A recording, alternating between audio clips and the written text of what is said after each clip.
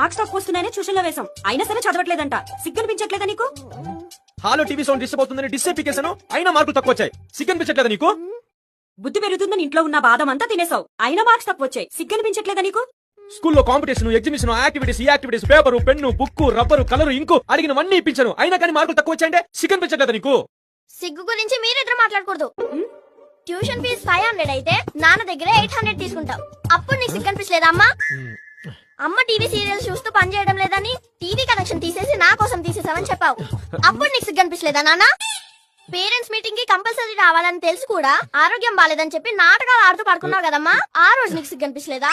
నాకు ట్యూషన్ కి లేట్ అవుతుందని తెలిసి కూడా పక్కింటి ఆంటీ అడగగానే పరిగెత్తుకుంటే వెళ్ళి దింపేసొచ్చావు కదా, అప్పుడు నీకు సిగ్గు అనిపించలేదా నాన్న? నేను వెళ్ళి బండి తుడుచుకోవాలి. నాకు బట్టలు ఉతికేది. ఏంటిద్దరు వెళ్ళిపోతున్నారు? ప్రోగ్రెస్ కార్డ్ లో సైన్ చేసి వెళ్ళండి. అలాగే తీసుకెళ్తే నాకు సిగ్గులేదు అనుకుంటారు.